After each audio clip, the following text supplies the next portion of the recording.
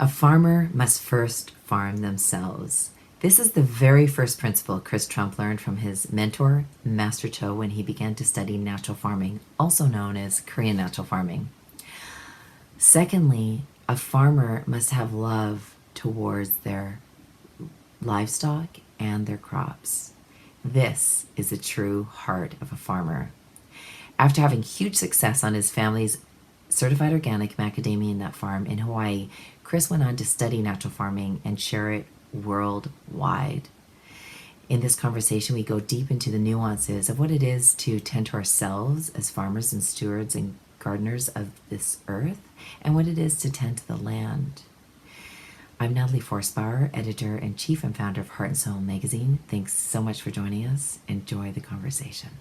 I'm so glad you're joining me. Thank you. Yeah, totally. Pleasure. Thanks for having me. Yeah, well, it's an honor to sit down and have some time with you to hear all about Korean natural farming and Master Cho and some of the work that you've done. So I was wondering if you could start us off with maybe just in a nutshell, explaining what Korean natural farming is and how you came to discover it. Are we making nut jokes? Was it that time? No pun intended, but you went there. Macadamia nut farmer. Yeah, it's been a really fun journey. Super challenging, and just life I think for anybody's life to do kind of continued education or learning something new. So I grew up with some amazing opportunity. I got to rope and brand and castrate with the Paniolo of Hawaii, really special culture, Hawaiian cowboys. Sorry, that name probably didn't mean anything. So we raised cattle when I was little. We grew eggplant for sale. We grew pineapple for sale. We raised pigs. My dad brought over the first hair sheep to the Big Island. Really? Yeah. Almost 30, almost as old as I am. Yeah, almost 40 years ago, 35 years ago. Wow. So was your dad always a farmer? No, he grew up in Wisconsin. I have two dads. So a biological father and Jim Trump. So one's a farmer. They're both farmers, but Jim Trump's he's dad, and no, he has a degree in art from Stanford, and came over to Hawaii as a teacher, got into land management, and then saw an opportunity to take over a macadamia nut farm that had failed. And that was 30 years ago. And yeah, we've done macadamia nuts most of my life, and great resources in Hawaii in macadamia nuts. The industry started there, 80 years ago. And so I got to learn wonderful things and walk around while they kick tires and trees, and but it was an unlearning. Really, the point where we observed something went on in nature that we don't understand, and we don't have an expert that's going to explain to us right now. The expertise in macadamia nuts is not going to tell us what happened in this soil in this period of time. We went fallow, where there was revitalization and life and increased production. Like, what happened here? And nobody knew. It's not a conversation you have, because people don't do that. And how far into the farming journey was that? That was probably 2008, Okay. 2009. So not that long ago, but that was kind of my that was our beginning to really asking the questions that were necessary to take in this, new bit of information. So we really did kind of commit to taking the knowledge we had and kind of setting it aside to learn something new. So we, and that's a Master Cho, if he teaches you, it's a lot of philosophy. And one of the first things he'd talk about is you have to begin with an empty mind. And that sounds really negative to the Western mind. We say empty mind. I'm not going to empty my mind. Like you can't. I'm a critical thinker, and that's not what he's saying.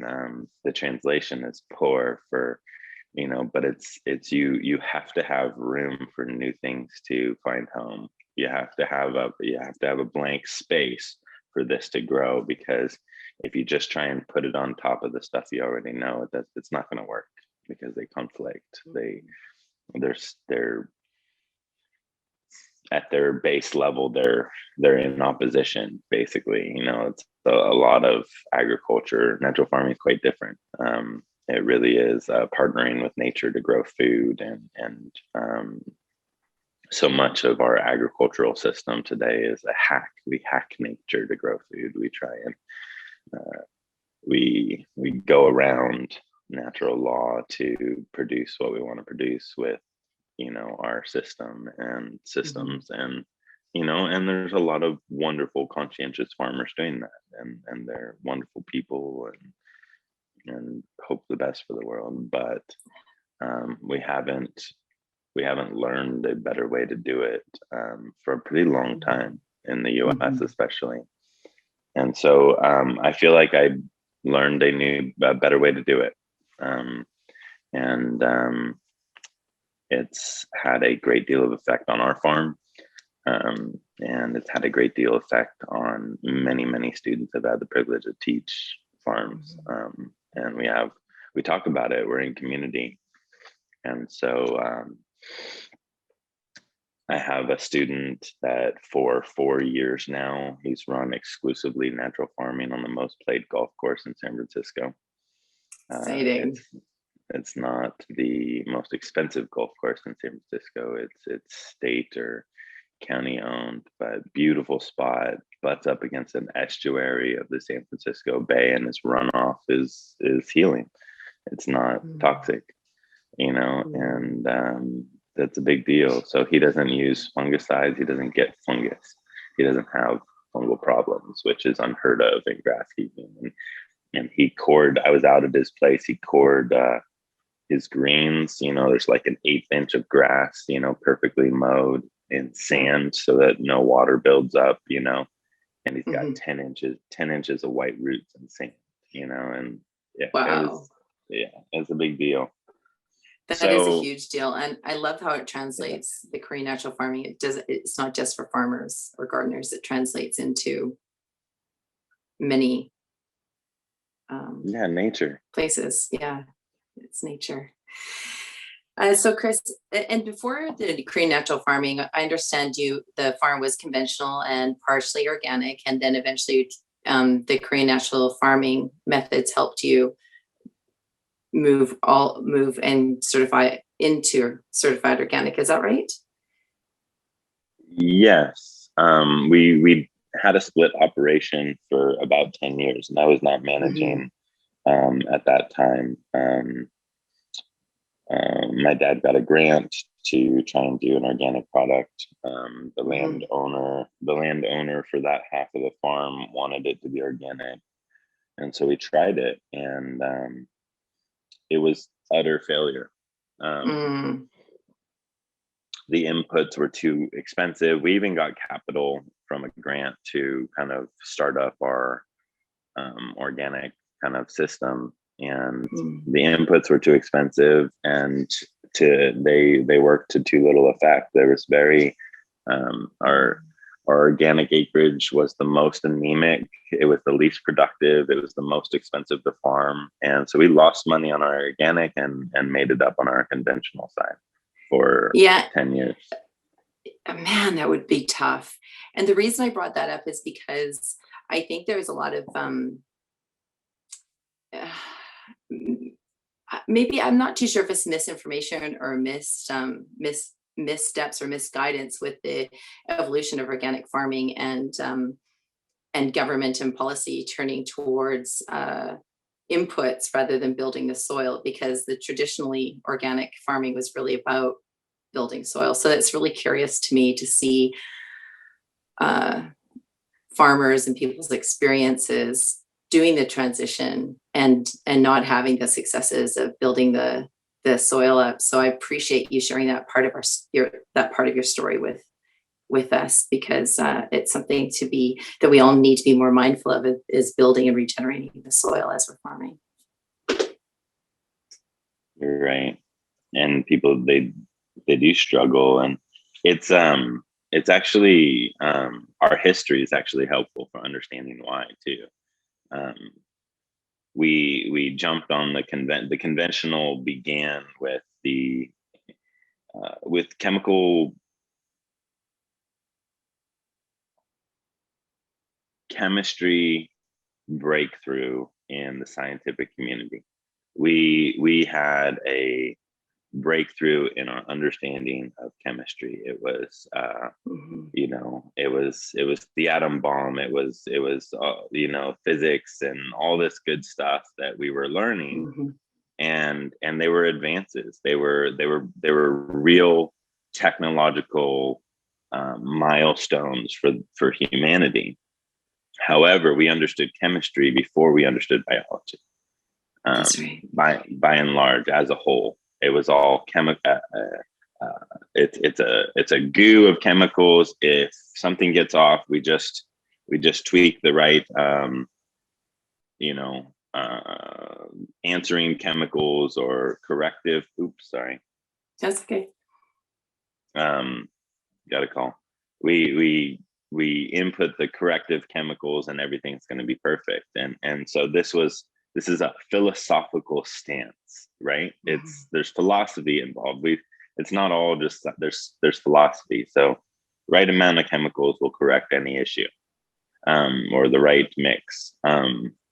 And so we got onto this science route and kind of philosophical track that took us down the road that says it's a chem set, just mix and match, plug in the right things, and you have everything the plant needs. Yeah. But then we got our microscopes out, and as a scientific community said, there's a bunch of life in this soil, or there should be. And, yeah, there is. But we're so far down, the machine is so big that turns conventional ag. And again, nothing against conventional farmers. They're the sweetest people on earth, most that I've met. They're great people. But we were so down the road of conventional farming that when the time came where we're like, man, maybe this all isn't so good for us, maybe we want a little more natural. What we did is we didn't go back and adjust or recalibrate our philosophy from the branch of conventional farming. We just branched off to organic, same system, just input the chemistry necessary to correct the issues, but just use the organic inputs to do it. So philosophically, it's the exact same. It's a branch off the same tree, right? Yes. And so more expensive inputs, less yield per pound of fertilizer, because they're not the big 30-30-30, and it's not necessarily better. You analyze the nutrient density of food growing organically with just organic inputs, not living soil, and it's the same. It's the exact same. You don't get any more nutrition. And now wait, caveat, not all organic farming is the same. I'm talking about That's conventional conventional philosophy, and that's the problem though. The problem is that you have this amazing organic farmer that takes the mucks out his horse pen and uses his biomass to make incredible compost and takes care of his land, and his nutrient density is off the chart. And then you have just the plug in the same philosophical thing as conventional farming, and it really is void of nutrients, void of flavor and taste and smell.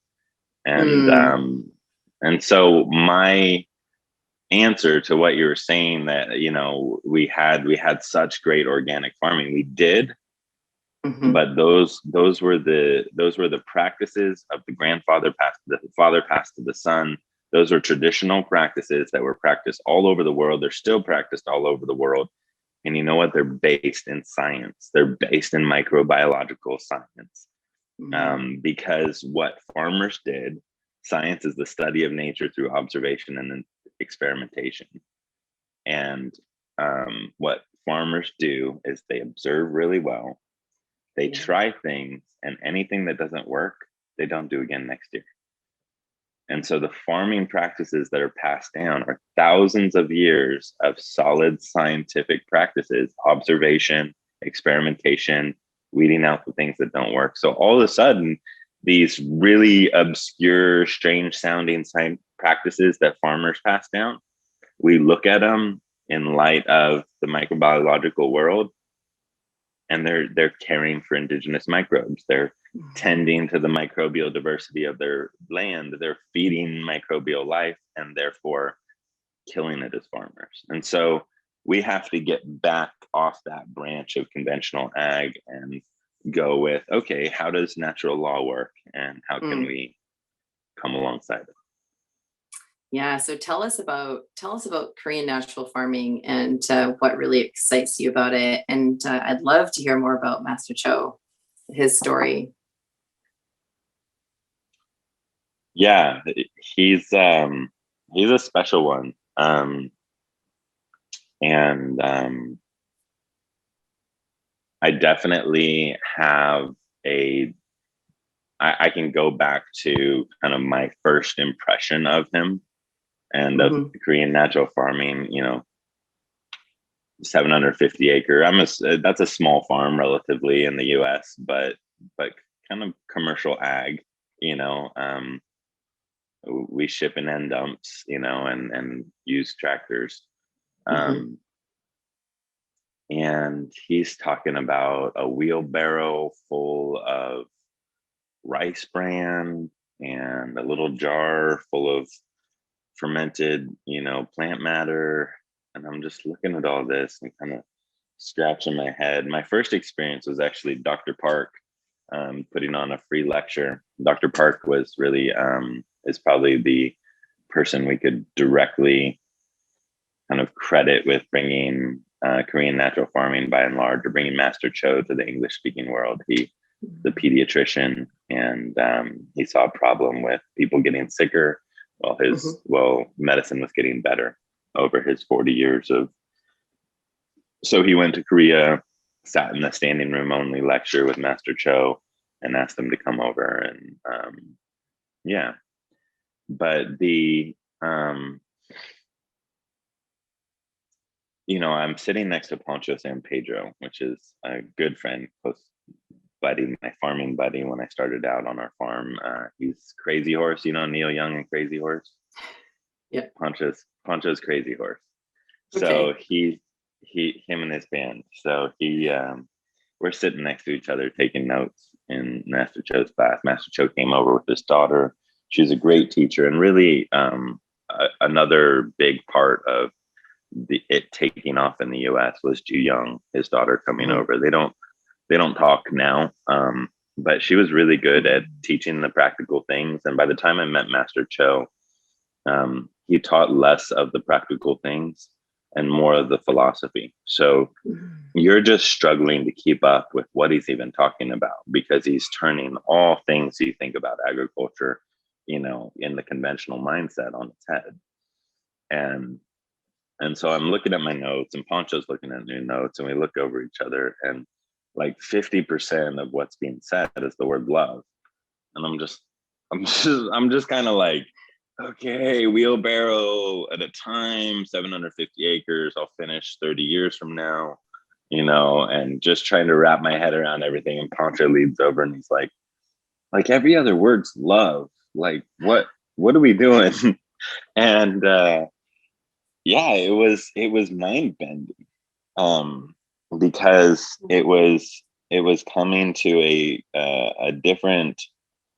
It was looking at the same space. It's like there's a valley below you, and you have this one vantage, and from this one vantage, maybe you're looking at part of the valley that's very different, and then you move to an entirely different vantage point, other side of the valley from a mountain, and you see something else. And so that was by and large my initial experience listening to Master Cho talk and trying to wrap my head around agriculture, is that he was looking at it differently than the Western mind looks at agriculture in general. And yeah, real special.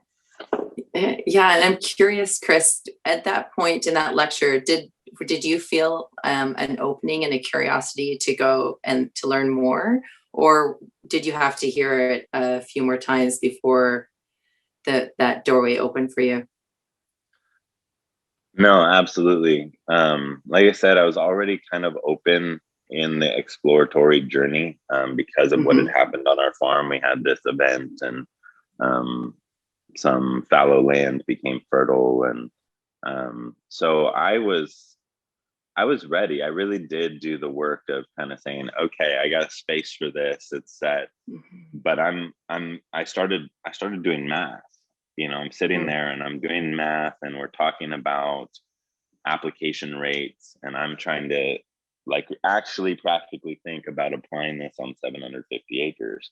And then what I came to find out is that the biggest farm doing this they're mostly just 1 acre rice farms that are done by hand. The neighbors come together and they do it. And I went to Korea 10 or 11 times to learn and study and go to farms and interact with the farmers that are doing it.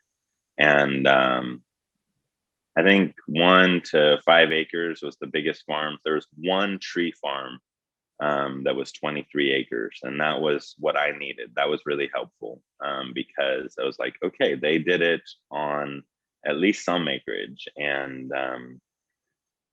it was actually like an incredible experience to walk through this persimmon farm. It was like every tree was Mr. Miyagi's bonsai.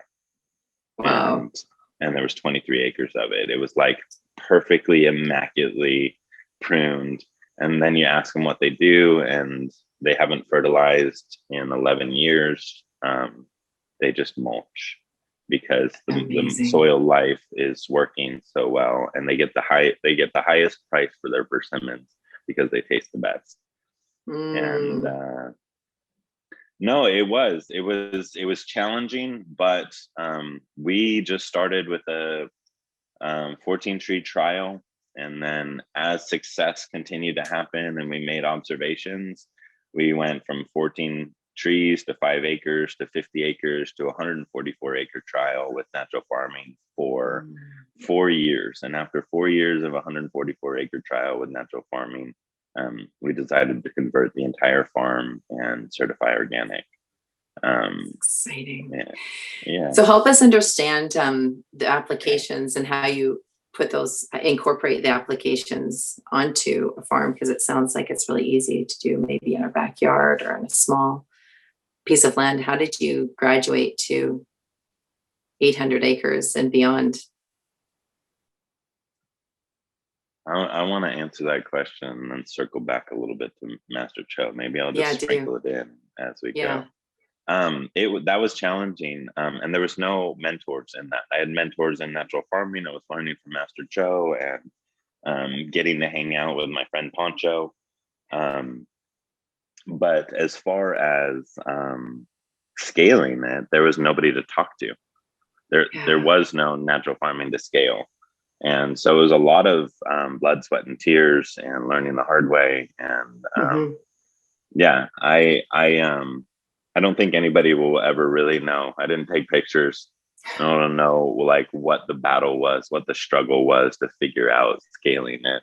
Um, but I really credit my dad a lot. He gave me a lot of just freedom. You know, I'm managing operations, managing, you know, the farm, and then with the extra time I had, I'm natural farming, and it's a big question mark. And he's like, "Go for it," you know, and so that was pretty cool. So I learned stuff there, parenting, but we um, it ended up that we were killing it. You know,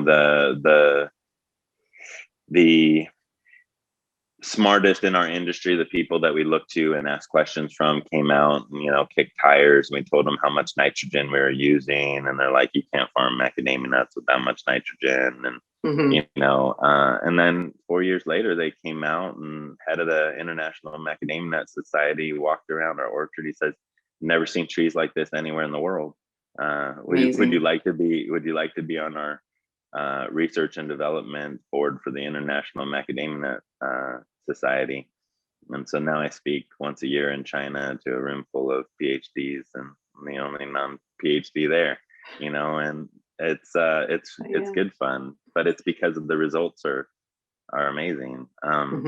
So you're making I got to the point through practice where I was making 6 months of nutrients for our farm in a 10-day push. You know, I'd have 2 people with me, and we just knock out fermentation, compost concentrate, or IMO4 creation, and we'd get all our preps. They'd all be jugged, you know, in vats and ready to go, and then they just use them for 6 months to make liquid IMO, which is like a actively aerated compost tea, but it's using indigenous microbes and highly very dense in microbial life, just the right foods for the process.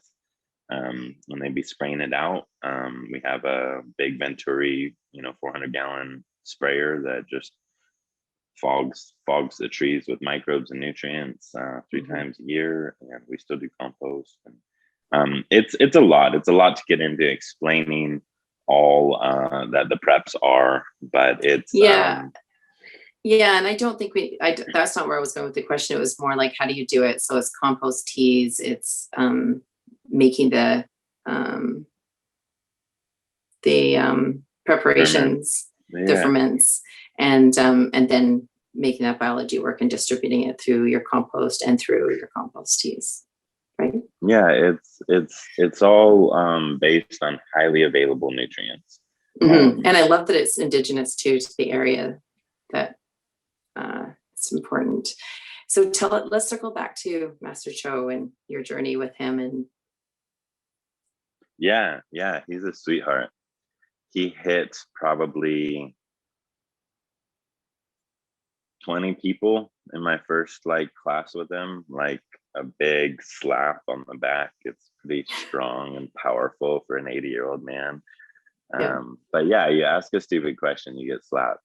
It was hysterical. It was absolute epic comedy. And he's a sweetheart, so it's not like he's like abusing you, but it's just culturally, like, you interrupt the master, the teacher, you know, in the lecture with a stupid question, like, you're gonna get slapped. So all of a sudden, like, there's one guy, my friend Vincent Mina, he runs the Hawaii Farmers Union, and he got slapped probably 20 times all by himself. But everybody else, it was like once, and you're like, oh, okay.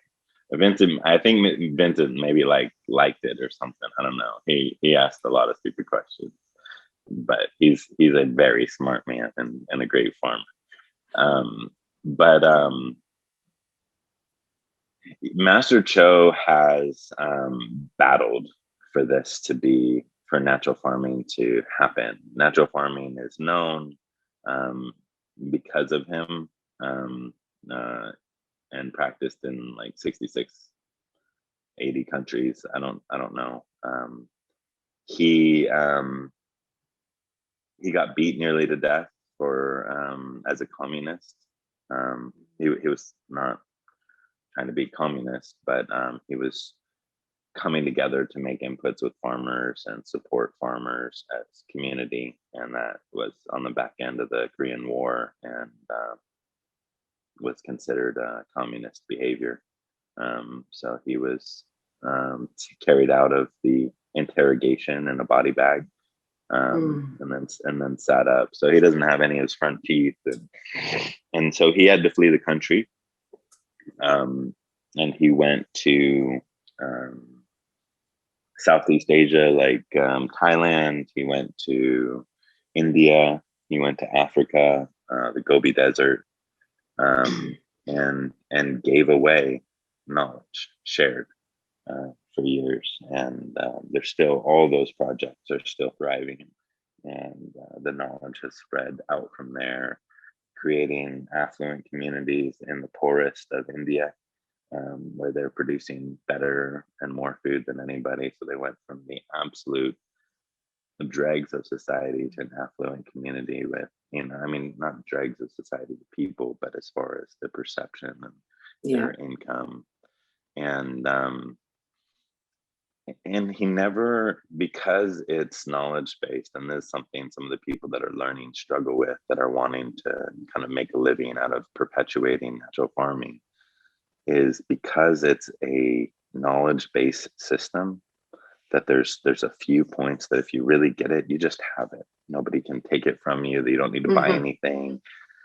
Because of that, like, it's very difficult to make any money doing it, to teaching it, because you teach it once and they're like, I'm good for life. I'm going to teach my friends, like, and so I think that was a struggle for Master Cho. It was, but he loved people. He loves people. He does actually like care to support and care for farmers. You won't go through a lecture without him crying, over some point or topic or thing. Yeah, he's a sweetheart and a great mentor, and and has his failings, and and that was part of the challenge, and is that as there were disciples, everybody could just do it. They didn't need, eventually they didn't need the teacher anymore, and so it was, and so doing a good job of supporting that, you are going to do your own thing and I support you in that.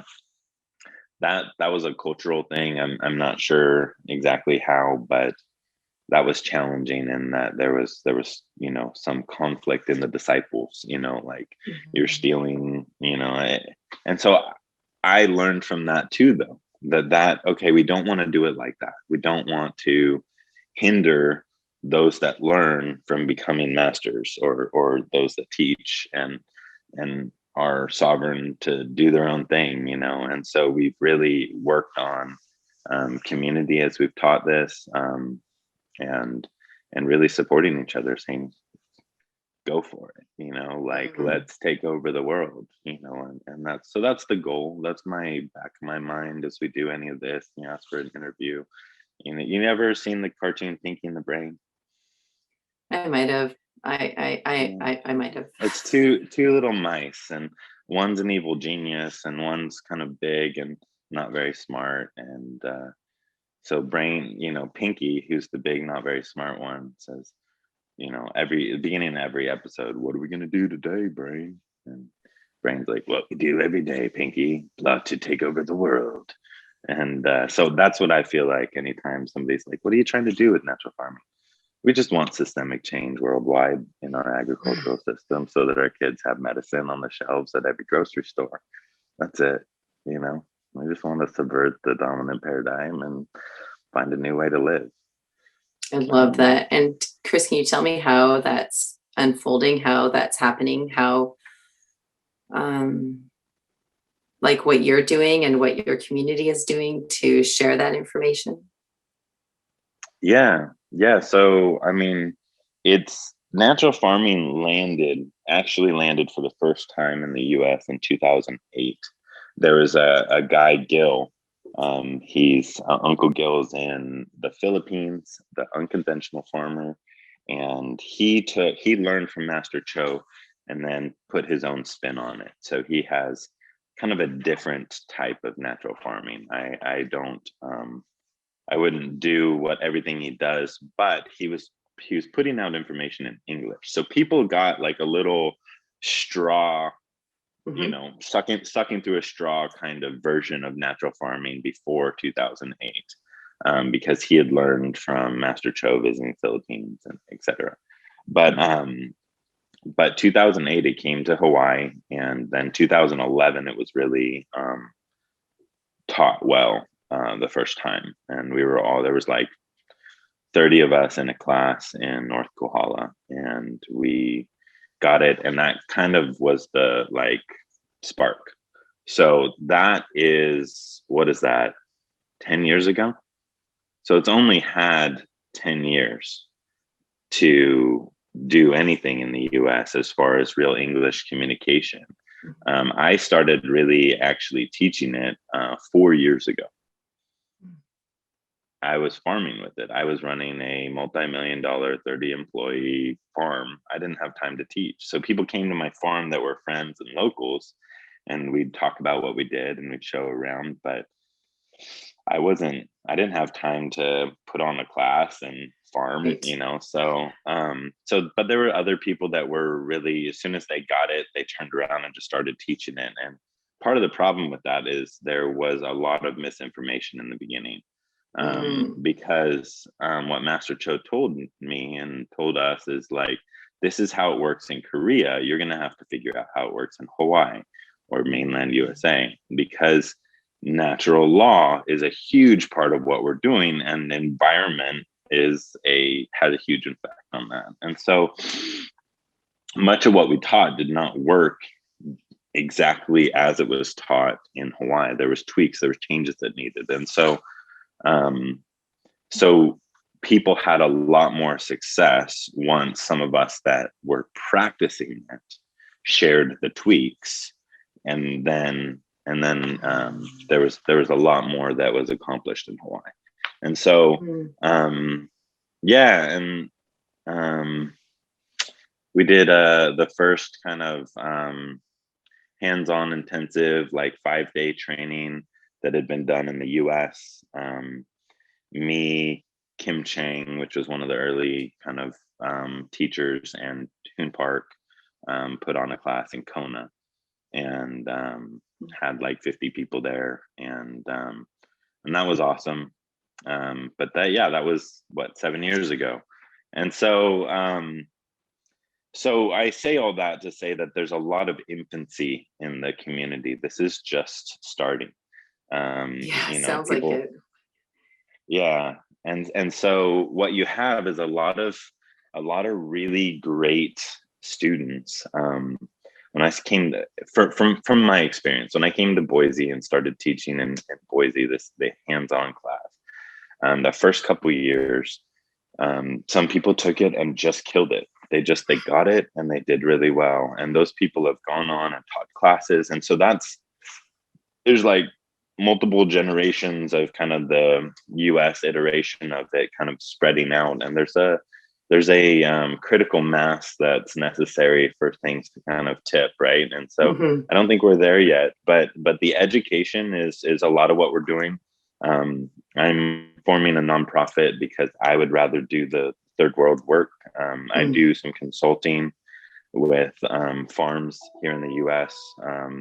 I'll be going out in a week and a half, 2 weeks, to Napa Valley. One of my students is a wine grape farmer, 750 acres, contract farmer. Her and her husband farm for other vineyards, farm their grapes, and then they have their own. And we did a trial last year dealing with powdery mildew without the gnarly chemicals, using indigenous microorganisms, and had total success.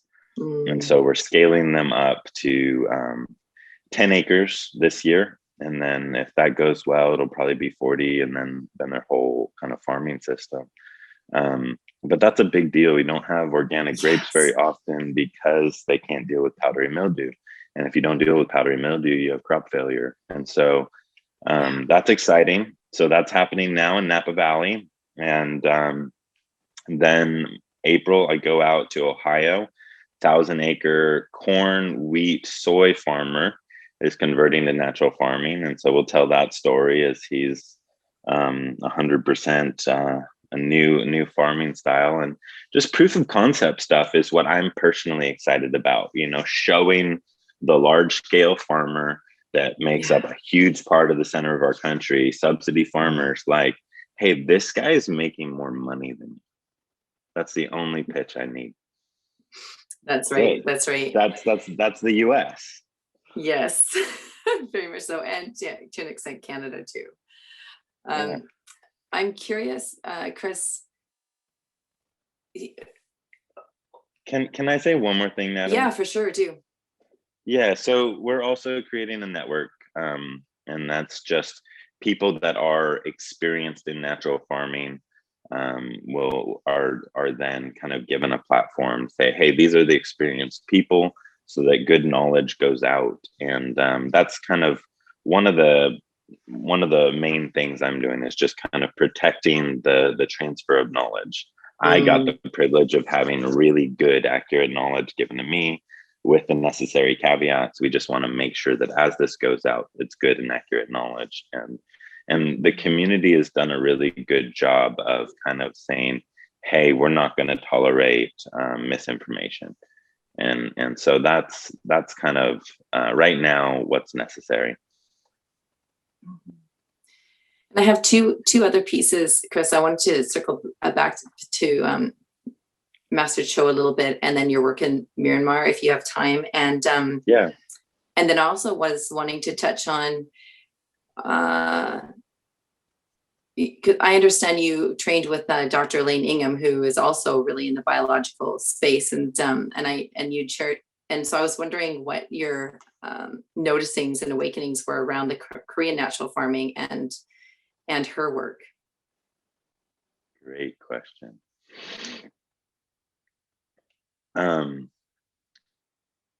Master Cho is currently in Korea. He's lives with family. He has a son, Cho Han-Kyu. Cho Young's son. Master Cho's name is Cho Han-Kyu.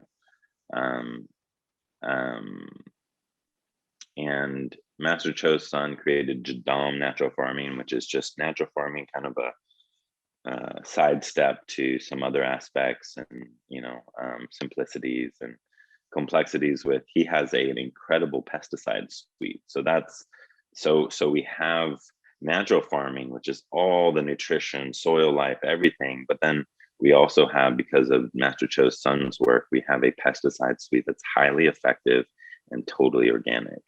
And so we don't call it pesticides, we call it plant nutrients, because if you call it pesticide, you got to get into all that good stuff, but and get it all pesticide regulated. So it's just a plant nutrient, but it kills the bugs you don't want. And you can use it preventatively. So he went to school for chemistry and developed some pretty groundbreaking things that then he gave away. He's made it open source. And so that's another thing. Right in the beginning, when this landed in the US, we sat down as a small community that had just learned all this, and we say, how do we protect this in the US? US is different. Everybody's wants to grab and steal, kill, whatever, and so we talked about it. There was talk about patenting it all and then releasing it so that no one else could do it. And we came to recognize that we have a protection law for open source information, or for public knowledge information, common knowledge information. And so the goal for protecting it was make it as broad and open and commonly known as possible, and nobody can call it a patentable knowledge system. And so that's how it works right now. That's why it's free YouTube, and the knowledge, nothing's kept, and it's all encouraged to be shared freely. And I love that's that. part of the heart with which we were given. It was given Mhm. freely. And so Master Cho definitely did that. And he's also like, I mean, deep, deep well of knowledge. You know, every time I've hung out with there's these trickles, and a lot of it I wouldn't have understand the first time if it was taught to me anyway. And that's one of Mhm. the challenging things about natural farming is it's such a mind bend that Mhm. when I first teach somebody, I find that I need to teach them this before I can teach them this. You know, that next level is really not accessible until they understand what we've talked about the first time, because it's a mind bend. And so Master Mhm. Cho speaks about these philosophical things that I just had to write down in my notes and didn't really understand initially, like love. You know, Can you, love. yeah, I was gonna say, can you tell us Yeah, more about those? absolutely. Yeah. So again, we're in this thing, and he's like love and livestock and love and plants and love, and there's a lot to it. I probably can't explain it all just to the uninitiated, maybe. No, I'm kind of teasing, but not really. But a Western translation, a Western translation for me, and it's necessary to say Western translation because there's a lot of things. The way that thought happens in Eastern cultures is quite different, and Mhm. which I love. I grew up Hawaii's kind of Asian culture, so it Sure. works. But it's a conscientious care for what you're doing. That's the, you know, my best working Western. And so what that is when you're going about this process, if something goes wrong, or you recognize, oh, that isn't quite right, you know, or that's kind of failed, it smells bad or whatever, you don't just say, oh well, I'll just use it. Give, you know, it's no, I care about this process. I care about my plants who I'm feeding it to, or my animals that are receiving this thing I made or this thing I'm doing. So that's unacceptable. I'm not letting that subpar, that failed thing move forward through my system, because those are my children.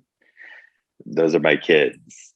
And so um, that kind of parental care for your farm, your animals, translates into how you do things and the quality of your work and how you care about what you do. And so, you know, we've heard these idioms that have been through generations of farming. The shadow of the farmer makes the grain grow. The eyes of the farmer makes the calf fat. I Mm. mean, these have been said for hundreds of years, and it's a reason, because that's the loving care, that's the attentiveness, the attention of the farmer. It actually has an input value. You call it an NPK value, whatever. Right. For the Western mind, it has an input value, that shadow of the farmer, that eyes of the farmer. And so that's kind of the best way I've found to kind of begin to explain why love was on every other, you know, in every other sentence. And it's a big deal, um, and hard to teach. Yeah. How has that changed the way you show up farming? And it feels like it's an extension beyond farming. And I'm just curious if that's true or not. Absolutely. um, it makes some things distasteful, Mm.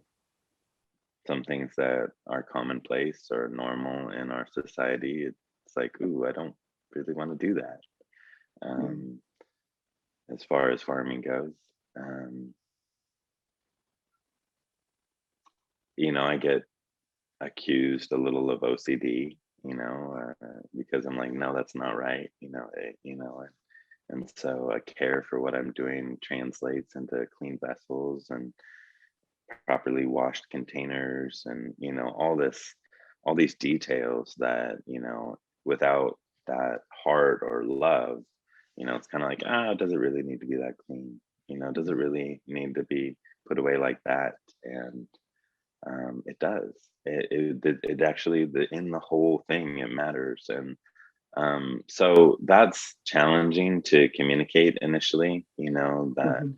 and then, but then people fail. Failure is such a good teacher, if you'll learn from it. But then people fail and they ask, and I'm like, well, this, and they're like, oh, and then they realize, oh, if I just do it right the first time, if I just care about the process, this goes really well. I was busy, so I didn't check it for 2 days, was my failure, and yeah, no, it's a lot of things, and it's fun, and I mull over in my mind communicating perspective as a teacher and recognizing how challenging it is to impart perspective. It doesn't really work. There's ways to. That's why stories are so great. You have teachers that tell stories because stories give a glimpse through a peephole on perspective. So um true. yeah, so it's in a lot of ways, I guess that's a big question, hard to answer that probably right now, but direct me to the next question. I'm a Well, bit lost. it's okay. I appreciate you taking the time to share that piece with us. Um, at one point, you had mentioned that Elaine Ingham was also one of your mentors as someone who you learned from about the soil biology. And um, I was wondering the impact that had on the Korean natural farming. Did you discover her work before you were doing the Korean natural farming or afterwards? And what did you learn from that? Yeah, that's a really good question for me because it was integral. It was literally like the keys to the kingdom, or it unlocked. I'm really, for me personally, I'm really grateful to Master Cho and Cho Yun-sun, but I'm really grateful just in general for the gift that this journey has been for me, because I had these failures that happened at just the right time, and I had these teachers that came at just the right time. I mean, we're asking the question about the microbiological world and how it applies to farming, and Master Cho teaches a 5-day intensive class in my podunk small town, 40 minutes to the nearest stoplight on the big island of Hawaii, in my town. So this was a gift while I'm asking the question. And then I do my 14 tree trial and go to move on to a 5-acre trial. And I'm trying to figure out how to scale this from wheelbarrow to 5 acres. And I find out they brought a machine over from Korea and they're just making IMO in a machine and with a boiler and stuff. And I was like, great, I don't have to figure out how to make it. I can order my IMO delivered. And so they dropped off 20 tons of IMO4 and I applied it to 5 acres. And my beautiful, beautiful 5 acres of trees yellowed overnight, bright yellow. And I was like, oh man, I just killed 5 acres of highly productive trees, which is like, they're 30 years old, and they recovered. But right after that happened, while I'm sitting there scratching my head, like, what's going on? The 14 tree trial was amazing. The 5 acres was devastating. Elaine Ingham's coming to town and bringing her microscope and teaching. Again, my podunk town, 40 minutes there, and a stoplight. And there's a guy, Future Farmers of America guy, David Fuertes, who is a friend of mine and lives and he got the grants for both of those classes. So I, I help him out when he needs help. So Elaine Ingham comes to town and she tells me about fungal to bacterial ratios and plant preferences, and teaches me. I bought a microscope day one. I was like, yep, that's what I need. And so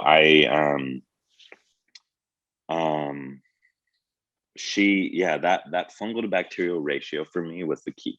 that was I always say when people ask me, because people really liked the drama of pitting science people against each other. It's a strange phenomenon that I watch, but people love to say Chris Trump versus Elaine Ingham, but and they actually invited me on to a live video vlog, a big live Panel. thing that happened, panel with two of Elaine's students, like kind of big proponents of Elaine's system, because they throw stones at Korean natural farming. They called it like fight night or something. It was great. But the thing is, me and Elaine get along great. We've sat down and talked for hours about microbials and what I do in natural farming has zero conflict with what she teaches, and so she asked if our farm could be on her website, and she wants to come study it. We've taught at the same conventions, and yeah, no, she's a great resource, and one of the OGs. I mean, she got flack like crazy for her because people weren't talking about what she was talking about when she was talking about it. So that's right. She definitely paved the way, and I have a ton of respect for Elaine Ingham. But if you talk about stuff that she doesn't already know, then she will poo-poo it because she knows everything.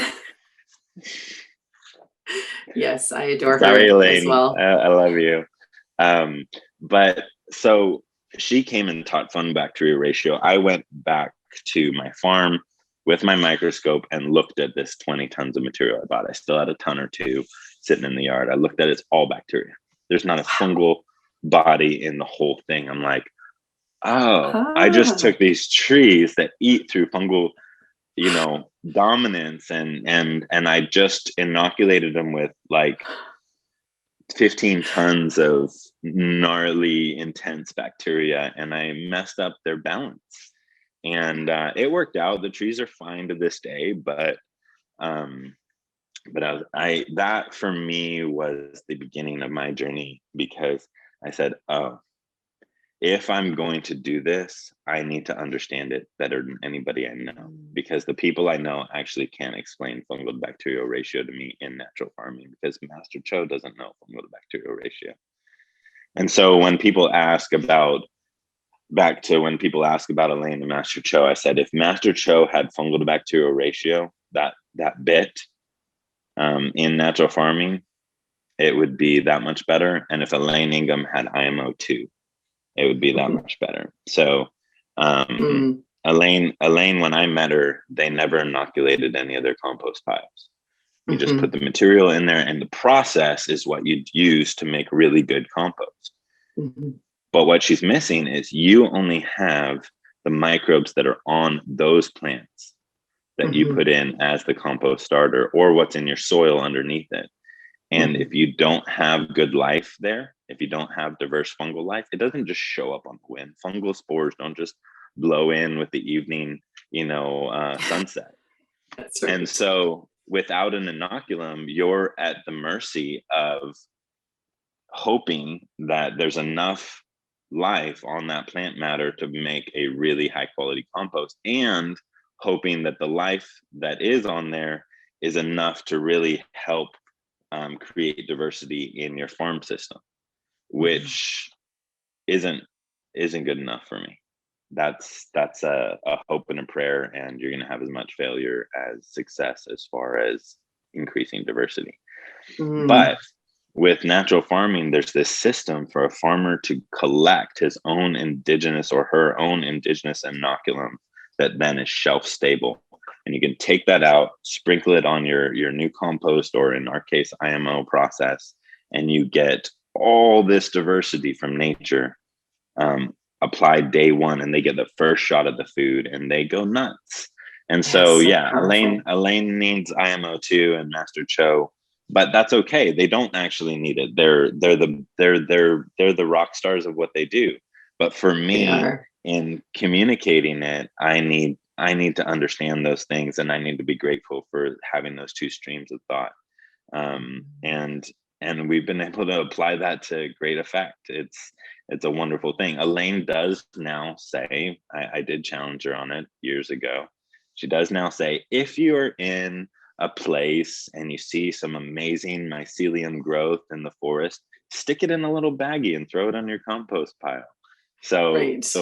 we're all growing, right? We're all growing. Yeah, we are. We're all growing. And I think that's one of the pieces I appreciated about your work when I first came across what you were doing is that it wasn't necessarily that one way is the right way. It's this is what I'm doing that's working really, really well. It's working well for people around the world. And other practices are also working well. And this is what I'm learning from them. And this is how we're incorporating them. And this is how we're amplifying them and sharing them. Absolutely. It's powerful. Nature's amazing. It's a symphony. Yeah, it is. Yeah. So let's just talk about your work, your I guess where your heart is in sharing this worldwide. And you recently, and I can never, is it Miramar? How do you say Myanmar? Myanmar. Myanmar. You have no idea. I've listened to that on the computer. Myanmar. I still can't say it. You can say Burma. I can now. Kosher. It is kosher to say Burma. Myanmar. Okay. So Chris, tell us about your work in Myanmar and how you're being called to do more of that work. Yeah. I guess it's just preference. I would prefer to do more of that work and teach people how to do that work and how to be culturally sensitive and aware. I did study some of that in school, international community development and navigating cultural differences in aid work. And I would be most fulfilled doing that and not doing, consulting with US farmers. I do feel a need to do the learning. I am a teacher, and so the work I'm doing to consult and actually help farmers through the nuts and bolts in the US right now, I feel is an education for me to be able to then teach it. I want to create a network of students that then can do this US consult work effectively, continue to help it to spread here. I can help teach and manage that, but not actually be on farms anymore. I'd prefer to move away from that. Though I do love it. It is fun most of the time. But going over to the third world and communicating in a culturally relevant way these techniques, and then watching they don't need me again, watching that dynamic play out, I love that. They can teach their kids, they don't have to sell a daughter because crops were light this year. It's a big deal. And the impact of that compared to increasing profitability for a farm in the US for me on a heart level is pretty different. And so, Myanmar, I got to work with a really cool organization. You should probably interview her. The head of it is called Behind the Leaf Coffee. This lady's name is Melanie. She moved over there and just began serving a remote hill tribe of our community of coffee farmers. A lot of them were opium farmers too. And they would farm their coffee, and then the trader would come and they'd kind of get whatever the trader offered for their coffee. And so she created a processing facility and pays the farmers really well for their coffee, and won Myanmar's best coffee last year, and is just good at what she does. But that money is really going to the farmers in a lot of ways. They're not a big for-profit thing. They're there to serve people. And so I got invited through a GIZ German kind of grant, and her work, she invited me to come out and teach them composting and natural farming. And so I went out and taught them how to use their resources to make quality compost, which then they use to fill their temporary use. They use their drying racks for like 3 months out of the year to dry all the coffee, but then they don't have a purpose the rest of the year. So we made they made these brick beds, like raised beds, and then put the drying rack on top of it. And then I taught them compost to fill all those raised beds, Awesome. so that they can produce food the other 9 months out of the year. And I have pictures that the beds are beautiful. They produced all kinds of food, and it's just working for them. And so that's a lot of fun. That was a lot of fun to be here. 1 year ago, it was January last year, I was in Myanmar on that farm. Yeah, I went through Hong Kong. I was stuck for 6 hours at the Hong Kong airport, and this was the like inception of COVID in China. So it was exciting. But to be here 1 year later and just see what they've done, and they don't need more. They don't, like, yes, it'd be very helpful if we went back with a team and got more into the details and answered the nuanced questions. But the reality is, if we never see them again, they permanently have gained or gone up a level in the quality of their produce and the production they get, their yields. All of it's just working. And that's cool. And so I've done other work in Myanmar. I went to a graveyard town in Myanmar. If you have any choice to live anywhere in the world, you'd choose that over a graveyard, because they're highly superstitious, and that's a terrible place to live. And so the poorest of the poor, we taught them some basics for tending to the gastric system of their pigs, and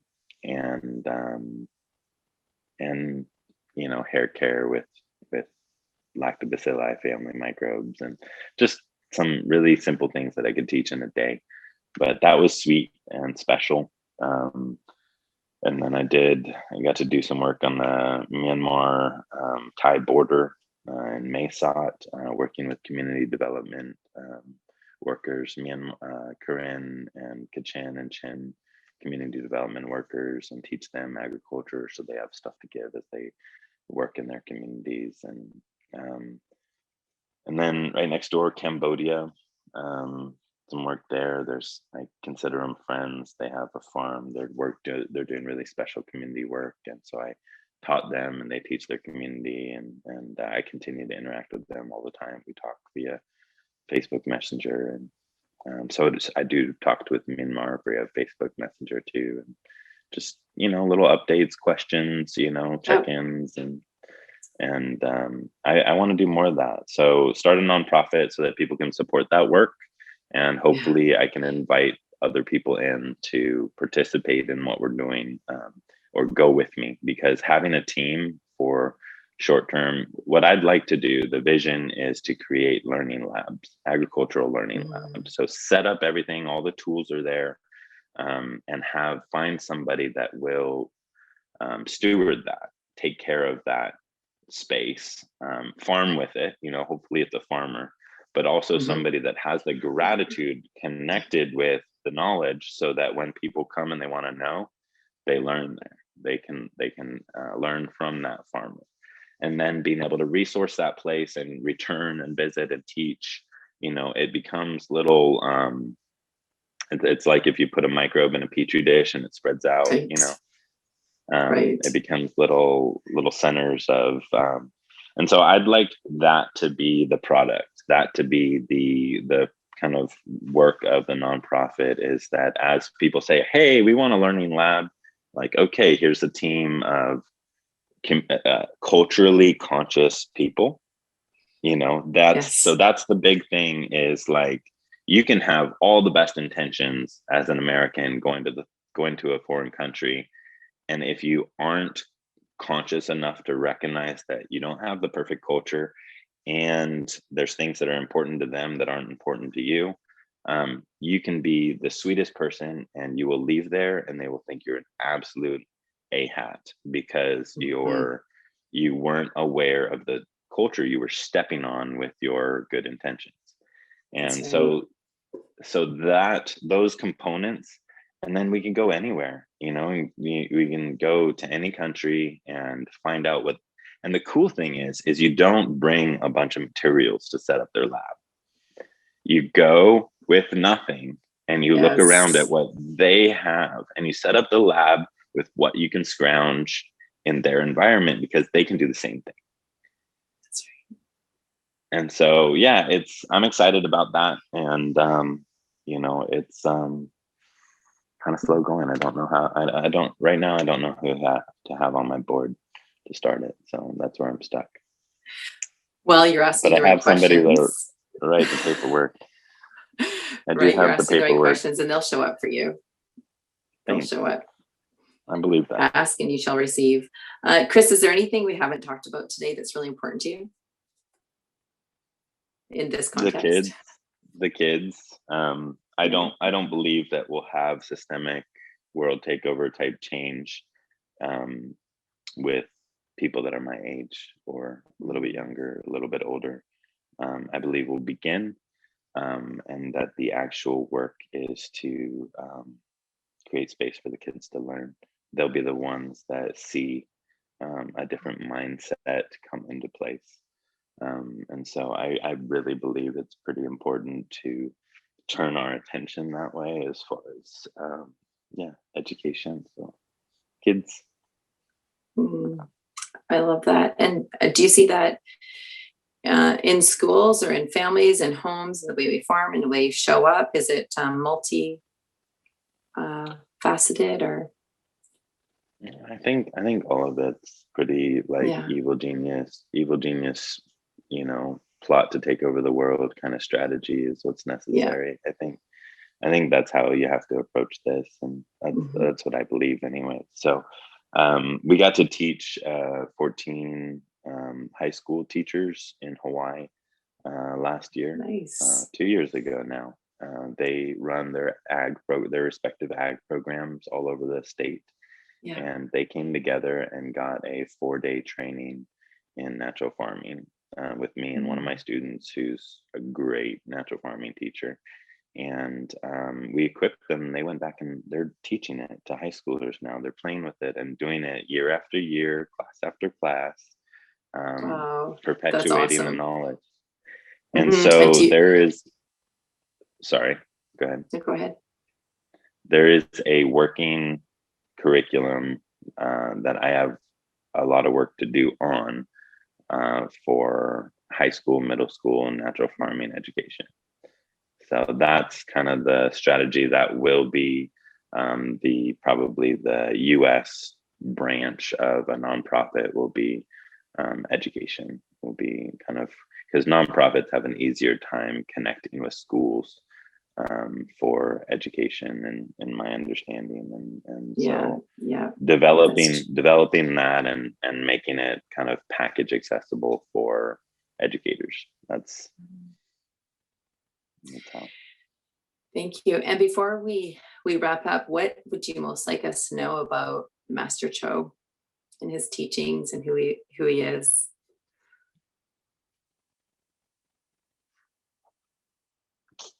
I think